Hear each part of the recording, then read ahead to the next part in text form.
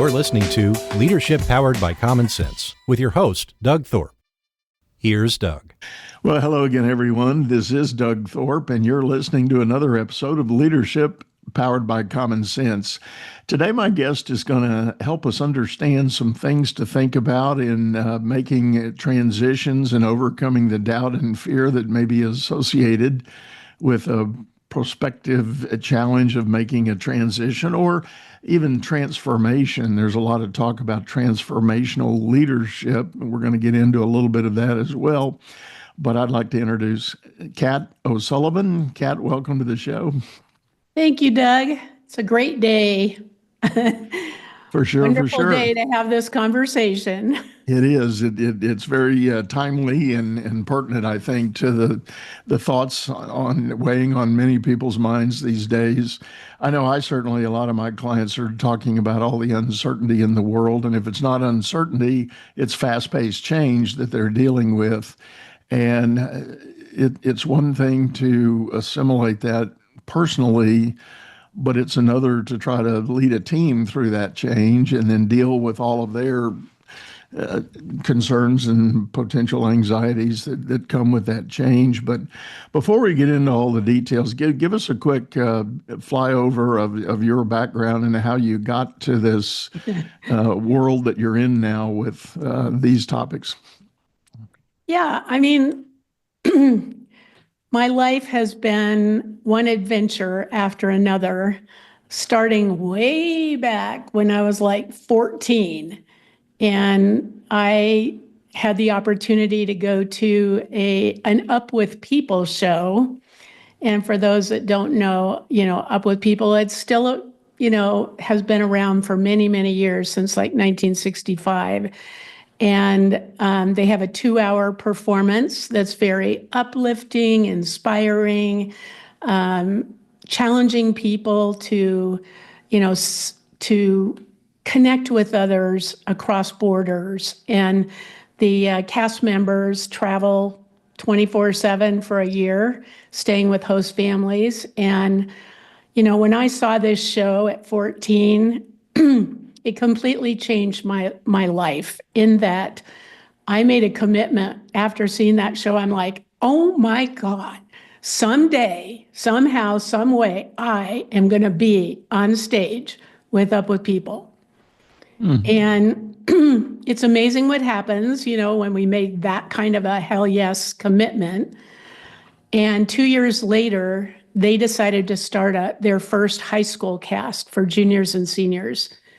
And against everybody's, they'll never pick you. They're only picking 100 people from across the world. Who are you? Blah, blah, blah, And I'm like, no, I am going to be on that stage.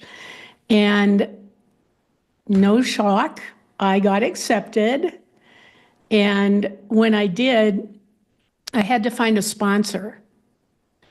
And again, everybody was like, are you kidding me? I said, I'm going to pick up the phone and I am going to call Bob Hope. And they're like, you're crazy. There is no way you're going to get a hold of Bob Hope. I picked up the phone. I called NBC Studios, which he was closely associated with. And he happened to be there. They put him on the phone. I gave my pitch and he said, where do I send the check? Wow. It was an amazing, manifestation, if you will, of, a dream that I had that I committed to and, against everybody's negativity, decided to pursue. And I traveled for 2 years with Up With People, and it completely changed my life. I went from my family history of, nothing was ever good enough, I'm not good enough, disempowered, to, experiences over those 2 years that completely shifted my mindset, what I thought was possible in my life. And so that, was really the foundation for me of everything I've done since. And I started out in corporate for many years and found it very frustrating because I was a change maker. I mean, that's what Up With People was all about, creating lifelong change makers. So after a while, I decided this is not working for me or them. And I went to work in the nonprofit world, looking at opportunities where I could shift young people's lives, their perspective about what they thought they were capable of. I did that with at-risk girls in residential treatment. I worked in public education for 12 years, trying to transform public education. You can guess how that went.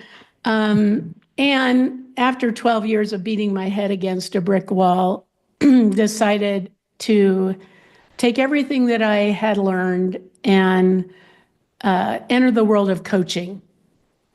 And when someone told me, when I was kind of exploring what I could do next, and they're like, well, everything you've ever done, it's like you're a coach. And I don't like sports. And my only reference of coaching was sports. And they're like, no, there's life coaching, there's business coaching, so anyway, I went through a whole process to get credentialed and, start my journey. Started out in life coaching, transitioned into coaching business owners of mid-sized companies, mostly family-owned businesses, all privately owned. Again, because they had much more flexibility to transform. Right. And, so I did that. I've done that for many years. And when COVID hit, everything kind of came to an abrupt halt. And I was in another place of, oh my God, what do I do now? And I realized I was pretty burned out. And what I really wanted to do was take all that knowledge and insight and experience and finally write my book and get out there and speak. And living in the Los Angeles area, making that significant of a shift felt impossible financially.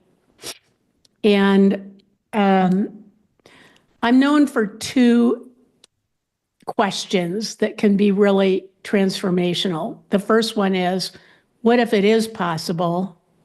And what am I not seeing yet? And those questions led me to a whole exploration that led us in the middle of the pandemic to move from LA to Mexico so that I could pursue that dream of writing my book and speaking. And I've published 2 books, the most recent, From Doubt to Do. And I just recently did a TEDx talk and am, pursuing my keynote speaking. And I also am continuing to do some coaching with one of my clients that I had pre-COVID who reached out last year and said, oh my gosh, we're in another disruption. We need your help. And so, I'm doing a little bit of everything right now. That's amazing. Great story. And I'm thinking about a number of things that you packed in there. The whole idea of believing in yourself and moving forward regardless of the voices in your head or maybe the literal voices around you saying, you got to be kidding. Come on, kid, you can't do that. You need to just whatever. And I'll share a quick similar story. When I was going through graduate school, the university I went to for that had a trifecta to get out. You had to write a thesis, you had to take a comprehensive exam, and you had to sit for an oral exam. And during the orals, there was an old crusty professor from the finance department. I was doing an MBA, and every question he asked me, he didn't like my answer to it. And at the end of everything, he said, Mr. Thorpe, I'm going to vote to confer you, but you're going to have to make me a lifelong promise. And I thought, what's that? And I was all of about 24, 25. And I thought, this old guy has no jurisdiction over my life. I mean, okay, dude, what's your question? And he said, you're going to have to promise me you'll never take a job in the American financial system. I said, Oh, what? really? What? I thought a minute. I go, okay. Well, I was in the military at that time, so I knew I still had some more time to serve. So it really didn't faze me much. But lo and behold, first job opportunity I got was to go to work for a bank. And 25 years later, and working my way up through the bank and all the way into some consulting work with the FDIC, I was very much embedded in the U.S. financial system, and I did quite fine, thank you. Right. So point being, I could have let that voice in my head just when that first job offer came said, no, you don't have what it's going to take to get there. And I believed otherwise. I thought, no, I think I'm very well equipped and I'll do just fine. And sure enough, uh, so I think the message to all the listeners out there, I think we all suffer from some form of those voices that are telling us you can't do it. You're not enough. You're not smart enough, fast enough, big enough, tall enough, whatever. And that's one of the first steps in getting over it. But talk to us about, I love the title of your book, From Doubt to Do. Where did that come from? What was the premise there? Well, just like you've shared, I had so many opportunities throughout my life that were, quote, seemingly impossible, certainly in other people's eyes, but also in mine at many, initially, it was like, oh my gosh, that feels impossible. And the first thing that happens is all those doubts creep in, you know. And I think doubt is the greatest destroyer of dreams. I mean, it's what keeps us from doing that thing that's like tugging at our heart, that thing that we've always wanted to be or do. Um, and so the first step is just to acknowledge those doubts, and for me, it's always helpful because it's swirling around my head is to get those doubts on a piece of paper, to write it down, literally, not type it, write it down and get it out of the brain onto the piece of paper where you can look at them more objectively and begin to ask questions like, well, what if that's not true? What story am I making up about this that really has no basis in truth? And what else might be possible if I say hell yes to this? And like I said earlier, what am I not seeing yet? And to me, that word yet, those three letters are so powerful because it really acknowledges that, hey, I don't know how this is going to work out yet. And once we kind of challenge those assumptions, those limiting beliefs, the labels we put on ourselves or the labels that other people thrust upon us, and we start looking at what else is possible, it's amazing what happens. I mean, I go back to when we were, trying to figure out how the heck I was going to be able to make that transition financially. And, when I said, what am I not seeing yet? Doug, I'm telling you, the next day, this article just magically appears that was about a woman who retired in Mexico on her fixed income, which got me into a whole discovery of, my first thought, frankly, was Mexico. Are you kidding me? Really? But then again, it was like, if I really want to do this, I need to explore other possibilities. And it led us to a lot of discovery about, places in Mexico. And we came across the Lake Chapala area, and it was just like, oh my gosh, this would be amazing. And we made a decision in that moment to make that move. And without ever coming here first, based on all the research. And 3 months later, we moved. I mean, we sold our home, our cars, our boat, our furniture. I mean, we packed 8 bags and our golden retriever and got on a plane and moved down here. And it was the best thing we ever did. I mean, we have no regrets. It's just been a total blessing. I'm reminded, I know a gentleman from South Africa, actually, and he had a very successful computer tech business there. And this was many years ago, and of course, political upheaval started happening there, and there was turmoil, and he and his wife didn't feel particularly safe in general, and business-wise was very uncertain. And he tells the story of he and his wife sitting down one night, maybe similar to you. They took one of those giant flat world maps and they threw darts at it. Oh, And one of the darts, and they hadn't said where the dart is our only choice, but I think they threw 2 or 3. But anyway, one of them landed on a place not far from me. It's called Katy, Texas, Katy. It's west of Houston, and now it's all amalgamated. I mean, you can't really see any distinguishing lines anymore. But that's where one of the darts landed, and they started investigating, and they said, that sounds like our place. And they did pretty much the same thing you described, packed some bags, sold everything else, and moved to Katy, Texas, started looking around and opened a shop to do very similar work to what they had been doing. And they've been doing that about 20 years now. And love it. They're very well established in the community, both personally and business-wise. Very well respected enterprise that he's built back up again. And it is possible, and if you eliminate that doubt.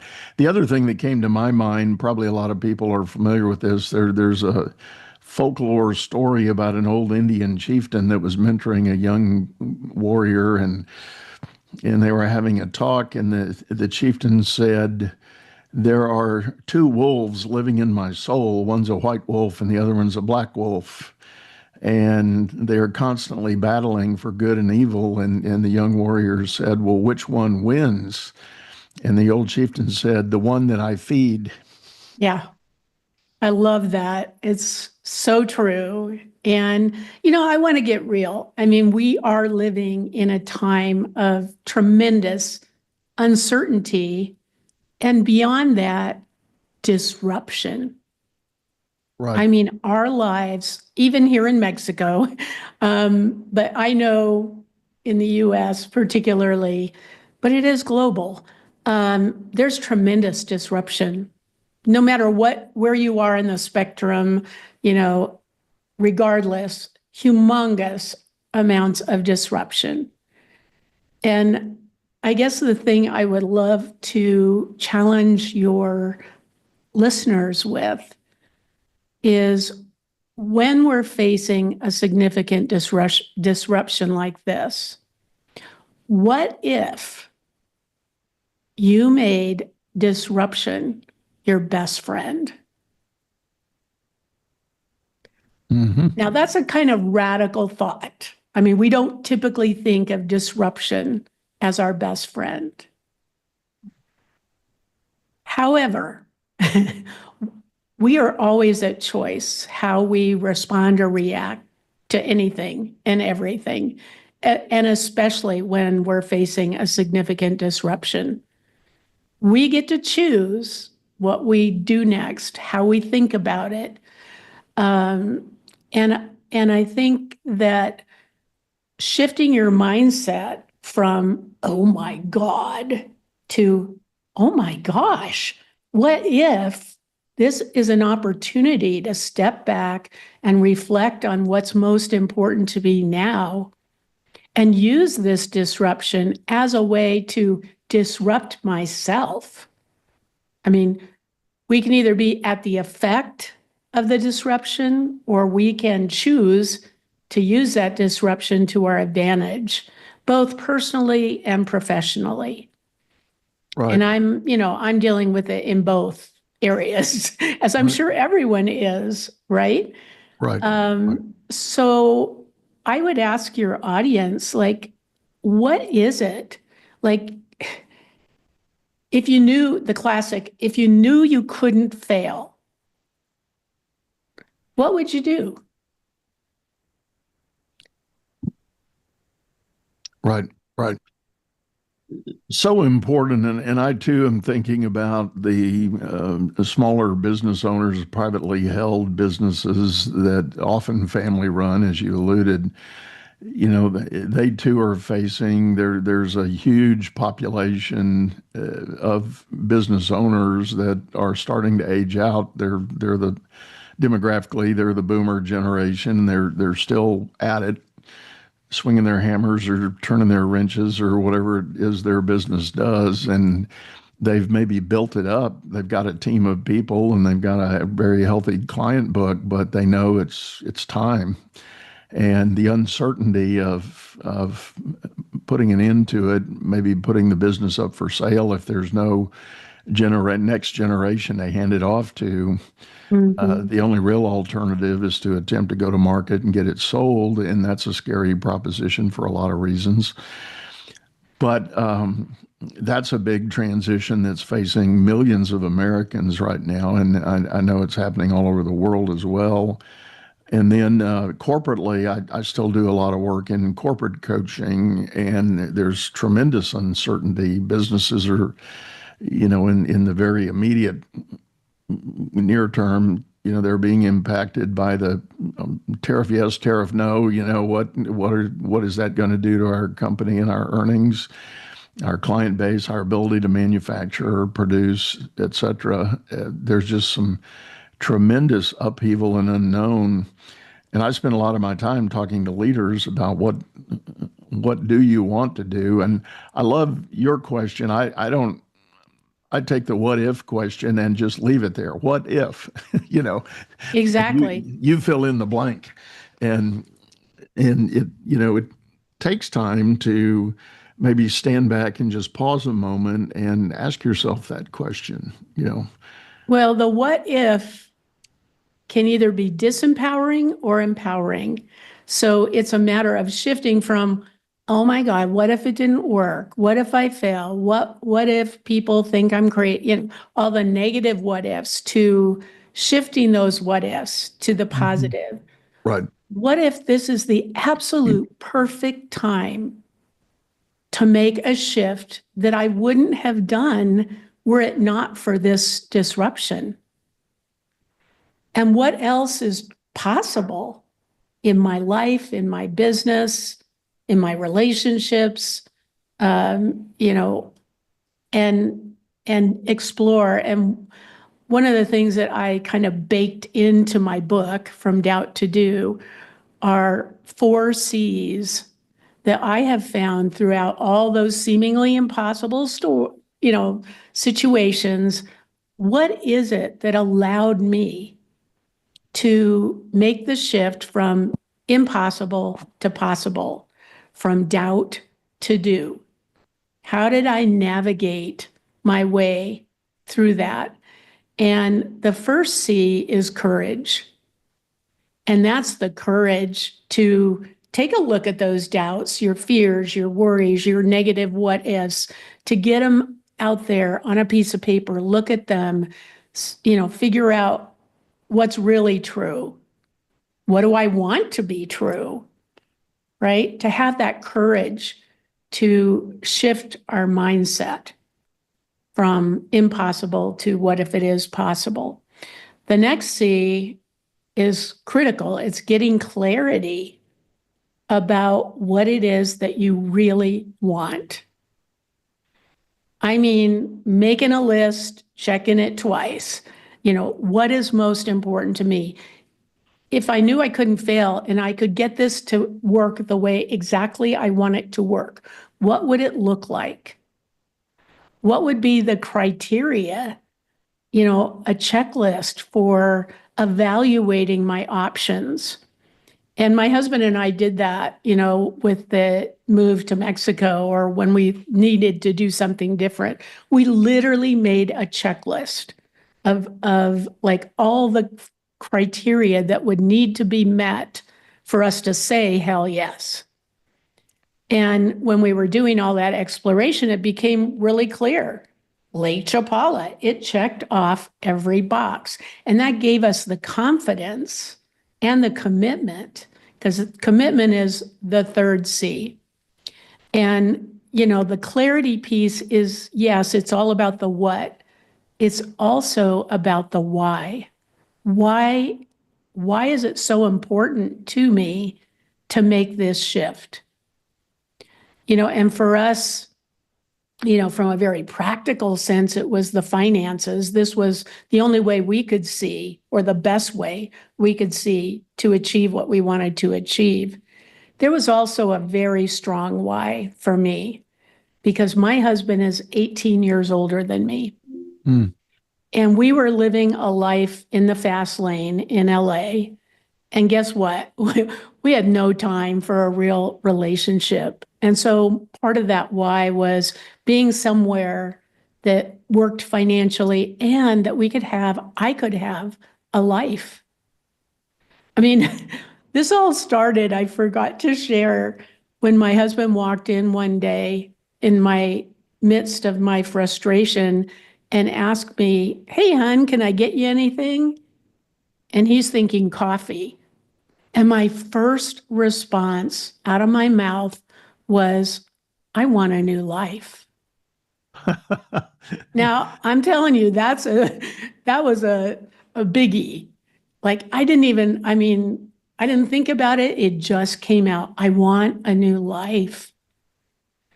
And that's where that checklist came in. What do I want that life to look like? And when we found a place that looked like it could make that possible, we made a hell yes commitment.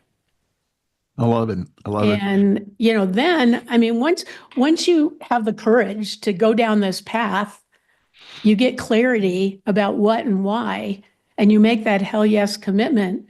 The rest is just about building the fourth C, which is capacity. So what is it that I need to learn? What is it I need to unlearn? What new skills, experience, thoughts, mindset, what do I need to make this happen? And trust me, to make a move from the United States to Mexico in the middle of the pandemic to a foreign country with a language we did not speak required a lot of capacity building. I can only imagine. And, were it not for that hell yes commitment, there would have been many moments, trust me, in those 3 months when we could have said, "Oh, this is too hard. This is too difficult. I don't know how," but that hell yes commitment kept us on track, as in, I don't know how yet, but we're going to figure it out. And who do we need to, where can we get the support that we need? Because part of that capacity building is getting the support that you need. Along all that, one thing just came to mind for me is I think a lot of people in this process, they could be hearing what you're saying and saying, "Yeah, I get it. That's what I need to do." But in reality, then when they step out into the life as they have it set up, they've got a circle of friends that operate on a certain wavelength. Yeah. And when they start saying something like, "Guys, it's been great, it's been grand, but I think I'm going to move to another country and we won't be seeing each other anymore," there are going to be those in that circle of friends that are going to become the naysayers. Like, "Are you crazy? Are you, out of your mind?" And I have encouraged people, I've done it myself. Sometimes you got to change your friends because they're the anchors in your thinking and you just don't realize it. Yeah. And, for us, we certainly got that response when we said we're moving to Mexico, family, friends. It was like, "Are you crazy?" I mean, Mexico, it's not safe. Okay. All the things that you hear in the media about Mexico, which haven't turned out to be true for us at all. We actually feel safer here than we did in Los Angeles, ironically. We have not personally seen any violence since we've been here, almost 4 years.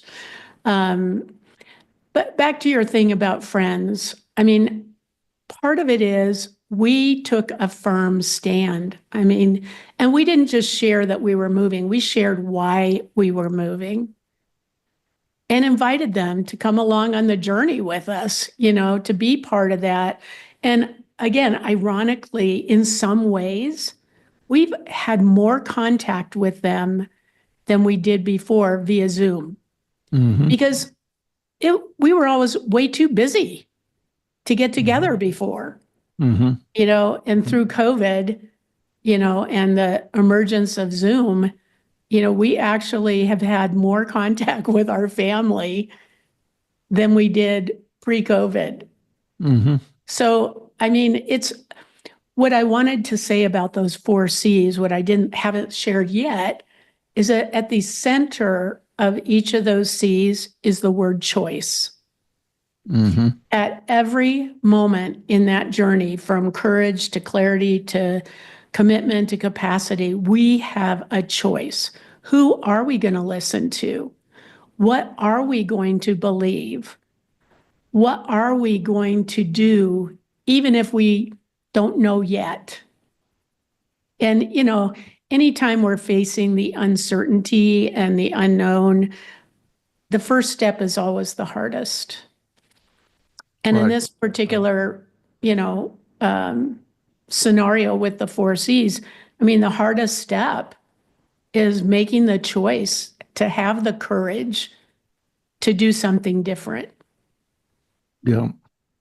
Well, I'm going to ask a question at the sake of, I've been struggling with whether or not I want to ask this question because it feels like it's going to take this off in the wrong direction, but I'm going to ask it anyway. So what do you say to the person that just is dug in with the doubt? Yeah, but you don't understand my life. You don't understand where I'm coming from. You don't understand what I've had to deal with. If I do something like that, it always goes wrong and blah, blah, blah, blah, blah. What do you say to one of those? I am folks? so glad, Doug, that you asked that question, really, because the one thing I've gotten so clear about is that with that choice, we can listen to all that negativity in our own head and from others, and we can stay stuck in what we're doing. Or even like in the case of the COVID scenario, we would have had to stay in LA. We would have had to completely change our lifestyle, as in diminish it, to be able to afford whatever. Or we could choose to go into the unknown and, expand. We can either expand or contract. But to your question, either way, there's a cost. So I would ask your listeners who are in that place, what is the cost of staying stuck? What is the cost of reducing your life or your lifestyle in order to not change? There is a cost. Right. And, so if there's a cost to that, and there's also a cost to stepping into the unknown, the bottom line is either way, we're going to be uncomfortable. So the question is, if we're going to be uncomfortable either way, why not choose new possibilities? Yeah. Well, I think it comes back to the key question that you talked about when your husband asked you if he could get you anything, and you said you wanted a new life. It's really for folks like that I described a moment ago that I've known. You really do. You can look. It's an easy question. Yeah, but are you happy with your life right now? Just everything you're talking about accrues to an unpleasant, unfulfilled lifestyle or life or living existence.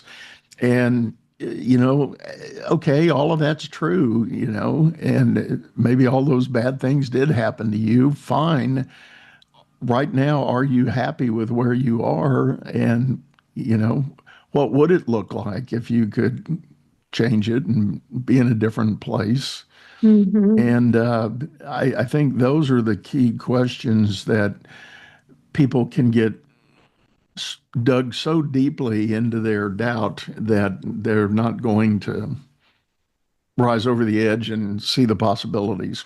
Well, and for those individuals who are in that place where they're just augured in and they really can't see, that's where I think you need help. Mhm. And it could just be a good friend, it could be a spouse, it could be, someone you trust Mhm.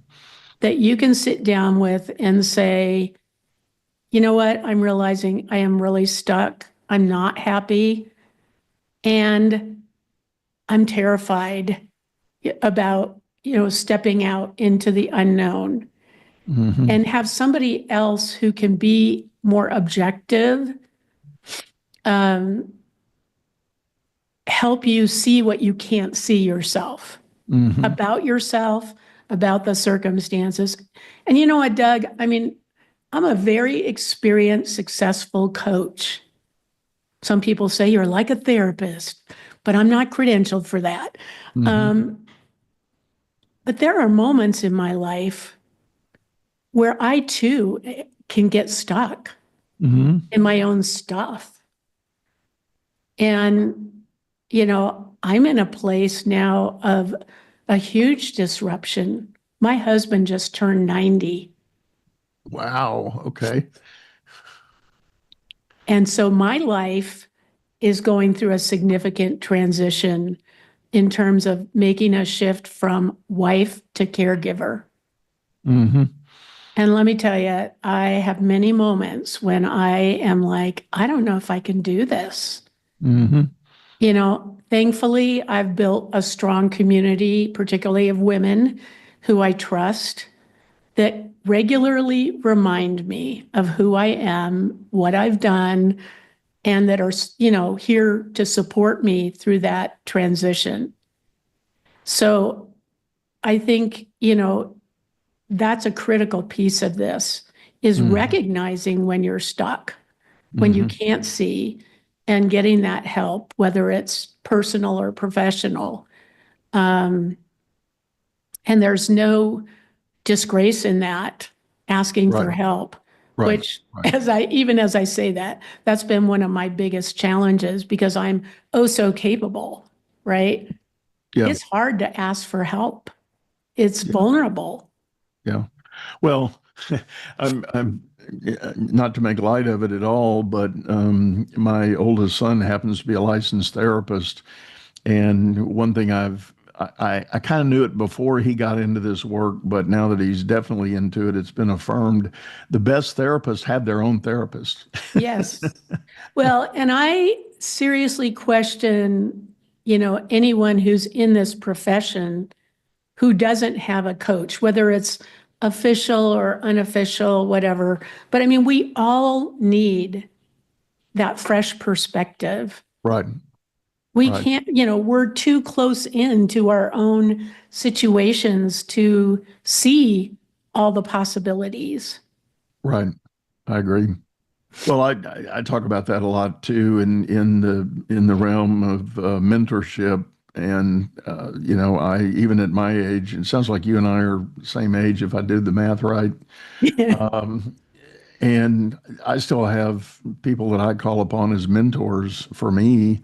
Maybe I should call them other fellow coaches. I don't know, but it's that voice to go talk to and say, I'm stuck on this thing and I'm on the brink of spiraling in the wrong direction if I keep thinking about it the way I've been thinking about it. Give me some ideas, give me some insights. And I Well, think, and I mentioned that, I have a client in LA who was a client before in the past who reached out to me last year, middle of the year. And he was exactly in this place of, you know, I I have hit the wall, I'm in stuck. terms of the I'm stuck. business. Yeah. And I have a new leadership team and I need help. I need somebody that could come in with that fresh perspective that can challenge our assumptions and our beliefs and whatnot and help us make that leap, that next leap. Right. And it's been such a pleasure to work with them because they're very open. And, they are not only being affected by the bigger disruption in the world right now, they're a construction firm, but they also were greatly affected by the Palisades fire at the beginning of the year. And so it has been a lot of challenging work to help them stay positive, to look for opportunity in the middle of all that.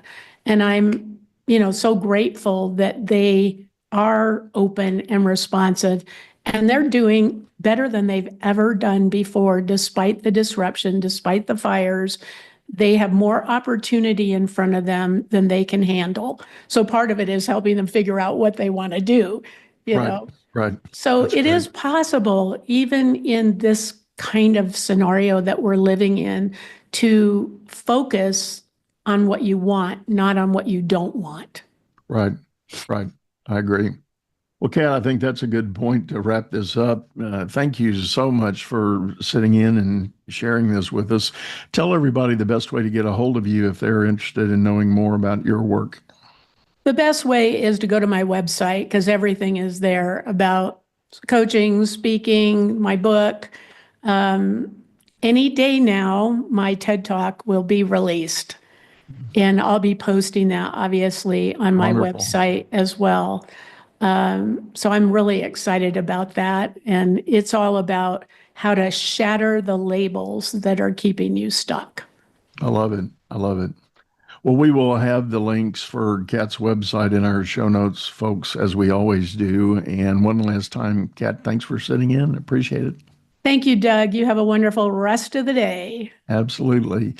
And this is the point of the show, folks. I'd like to remind you, we do have a video version of this over on YouTube, a channel by the same name, Leadership Powered by Common Sense. Hop over there. And if you are interested or need any of my help, go to my website at dougthorpe.com. That's THORPE.com. There are buttons to mash about getting in touch or dropping us a line and letting us know if we can help you. But I wish you the best in your transitions and your thinking about the future. And for now, we're going to sign off, say goodbye. Go out there, make it a great day. You've been listening to Leadership Powered by Common Sense, hosted by Doug Thorpe. If you would like to know more about the coaching and advisory services he provides, visit dougthorpe.com.